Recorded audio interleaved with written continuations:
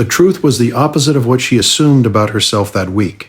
Persephone Idowu Marchetti had owned Kiwi, a 9-year-old Amazon parrot, since college, well before her daughter Bellamy was born 3 weeks earlier. Kiwi had always been vocal and mildly bossy, prone to mimicking phone ringtones and demanding attention on his own schedule. So when he started picking up her phone off the side table with his beak and dropping it in her lap over and over several times a day, she genuinely thought he was just bored, or hungry, or acting out over the disruption to his routine.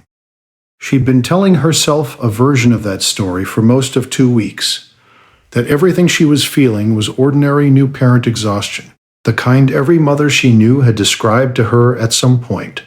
She wasn't sleeping, but no one slept with a 3-week-old.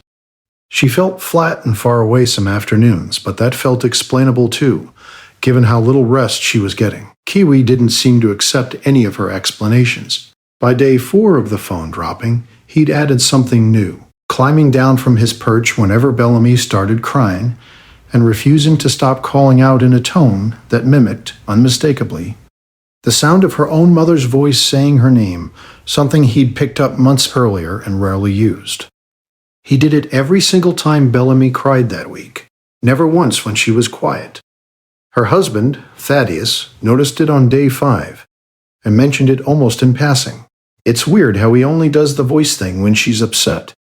Persephone laughed it off at the time, though something about it stayed with her longer than she expected. On day 6, alone in the nursery at 2 in the morning with Bellamy finally asleep, Persephone sat on the floor and found she couldn't make herself get up.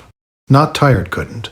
Something heavier, a flat, gray stillness that had nothing to do with lack of sleep and everything to do with a feeling she didn't have words for yet. One that had been building quietly under the surface for days while she kept explaining it away. Kiwi flew in from the hallway, landed on the arm of the glider chair beside her, and did the phone thing again. Except this time there was no phone nearby, so he simply repeated her mother's name in that same borrowed voice 3 times, insistent, until she finally reached for her actual phone on her own and, almost without deciding to, called her mother at 2 in the morning.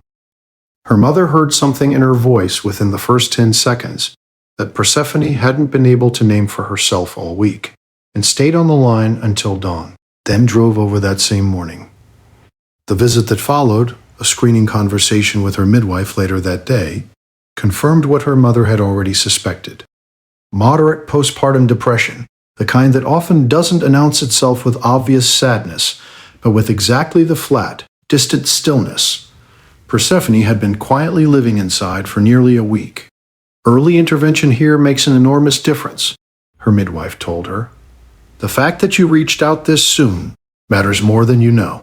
Every detail of that week reorganized itself instantly. The phone dropped in her lap, again and again. Not boredom, but a bird trying, in the only language she had, to put the one tool that could help back in her hands. The borrowed voice saved and repeated only during Bellamy's cries, not mimicry for its own sake, but a call for the one person Kiwi had always seen her turn to. 9 years with this bird, and he'd never once used that voice unprompted before that week. Has an animal in your life ever tried to nudge you toward help in a way you didn't recognize until later? Tell us in the comments below.